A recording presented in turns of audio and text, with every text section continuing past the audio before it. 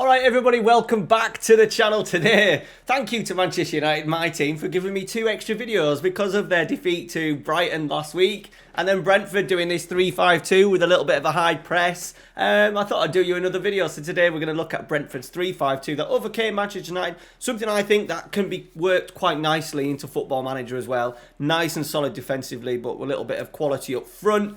A few little tweaks that I'll talk about later in the video just to maximise the tactic. The tactic that I have put together is down in the description below. It is a replication of the tactic that Brentford used on Saturday. It's not anything to suit the match engine. I will talk about a few little match engine tweaks if you just want a bit of a Brentford base. However, the main part of this video is just looking at how Thomas Frank got the best out of Brentford and managed to get that 4-0 win over Manchester United. Alright guys, let's dive into it. Smash the like on today's video, muchly appreciated. Weekly tactic videos all the way through FM22 and FM23, so make sure you are subscribed as I'm closing in on the big 10,000, which was the first goal that I set on day 1 when I started the channel, so make sure you subscribe. Alright guys, let's go check out this 3-5-2.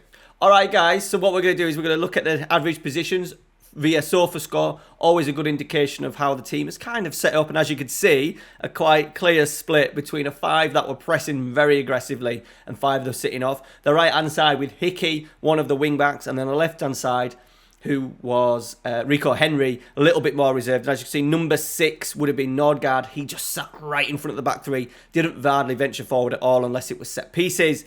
And then the front 5 obviously included Hickey, the 2 central midfielders, box-to-box midfielders, very aggressive in De Silva and Jensen, and then the 2 strikers in Mbeumo and Tony. Those are the average positions. Let's just go and have a look at a couple of players and their heat maps, just an indication of see where they were, in particular where Brentford were pressing and how high they actually pressed on Saturday. Okay, the first one we're going to look at is Ivan Toney. Now, I haven't put him as a target man, and mainly because I think the target man just sometimes makes the role a little bit too static. He's a little bit more than that. Obviously, the goal that they created for Mbeumo's, which was the 3rd, was it the 3rd or maybe even the 4th?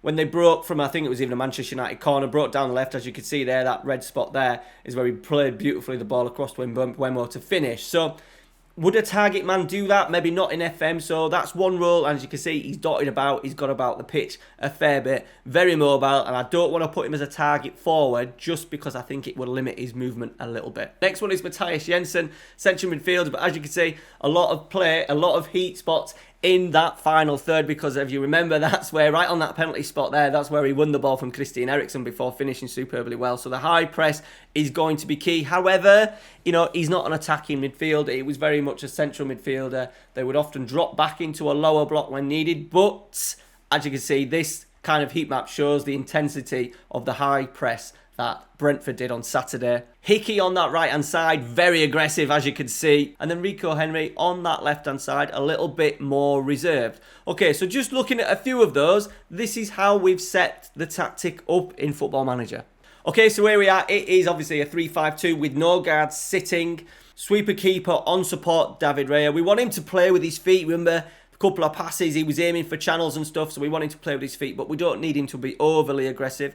On this right-hand side, we've gone for Roerslev, is it? Not normally a regular in the side. Now, we've put him as a wide centre-back because if we quickly look at his heat map, got about the pitch a very bit. At some points, he was extremely wide. So, he is a right wing-back by trade, which naturally then I imagine seems to drag him out to the right-hand side. Obviously, they have injuries to Ayer at the moment. So, that's why we've put him as a wing-back on defend. I haven't gone for support. There's maybe an argument that you could go support, and if you want him to be a bit of a Brentford, and as I said, little tweaks to try and dominate games a little bit more. This is a little bit more of an underdog tactic, obviously, because it's Brentford. It's a little bit more defensive. Maybe putting that on support just to get an extra body further forward. Janssen, cover defender, so central defender, not as a ball player, and then me as well. There's no real ball players here with me.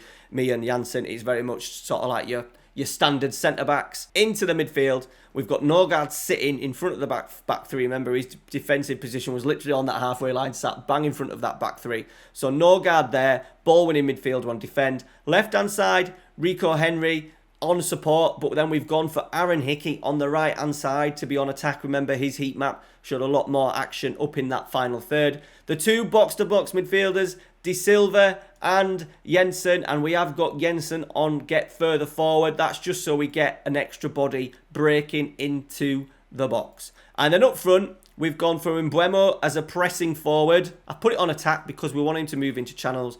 Absolute handful he was at the weekend. And then Ivan Toney, I've gone for a complete forward on attack just because he can do everything. He is an exceptional centre forward in my opinion.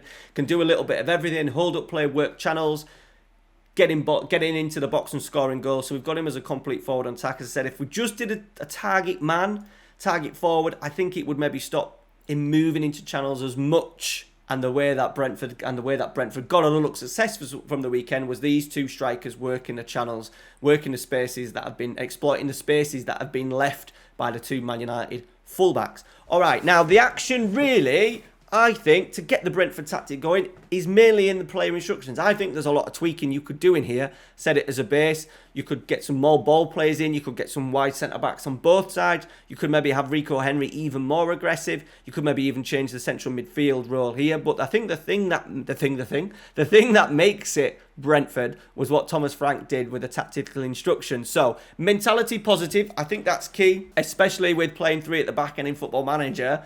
You need to have positive mentality, and you can't say there was nothing unpositive, uncautious about how Brentford played in that first half. So I suppose a little bit in the second half, they completely kind of dropped off and stopped pressing so much. However, we're really working on that first 45 minutes.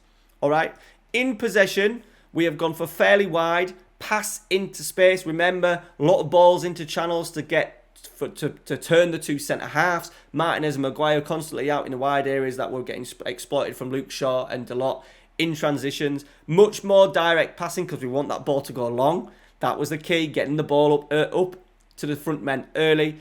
Tempo higher once again to try and recreate that. We don't want it to be slow and allow Man United to get back into shape. The idea is that they got the ball forward as quick as possible. Time wasting sometimes. Hit crosses early. You've got two brilliant players who are decent, causing havoc in the middle, in particular Toney, but Mbeumo as well. Play for set pieces, and then nothing in terms of dribbling more and creative freedom. In transition, we've gone for counter press and counter. Obviously, there was definitely a counter ideal with the third or fourth, I still can't remember, third or fourth goal with Mbeumo. I think it was probably the fourth goal that they scored the break from Man United's corner.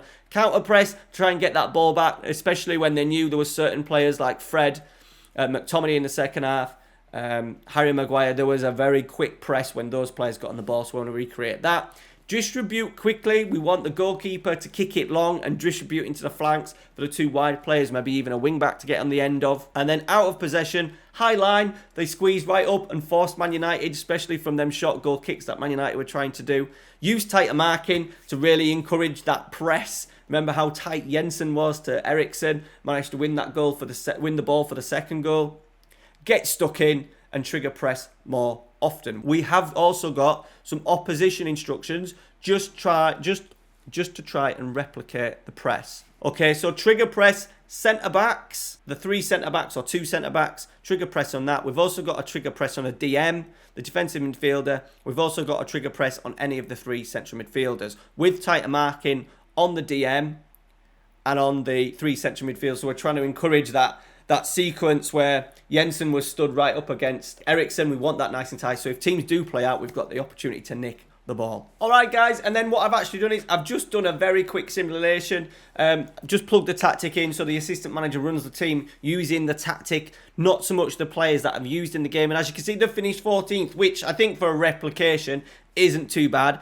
In particular as well, Ivan Toney getting 25 goals, 23 Premier League goals. All right, guys, if you're looking for a little bit of a plan B, in particular, away from home against the bigger sides, plugging this in. You've got an outlet as well with two strikers. I think that's key when you're playing on Football Manager and you're wanting to do a little bit of a more defensive tactic. Having two players up there to break, this will give you the opportunity to counter exceptionally well. You're playing for set pieces. If you remember, Brentford are a big physical side, so if you're a big physical side that you've got in your team at the moment in your save, this tactic may be for you. All right, guys, that is it for today. Let me know down in the comments if you're going to use it, what you think to it. Also, next week we're going to look at Steve Cooper's 3-4-1-2, and by all means, put your suggestions. People do keep suggesting. I have got a list that I'm trying to work through step by step. Please put them down in the comments. And as always, if you've got this far, make sure you smash a like on today's video. Subscribe if you're new, and we will see you next week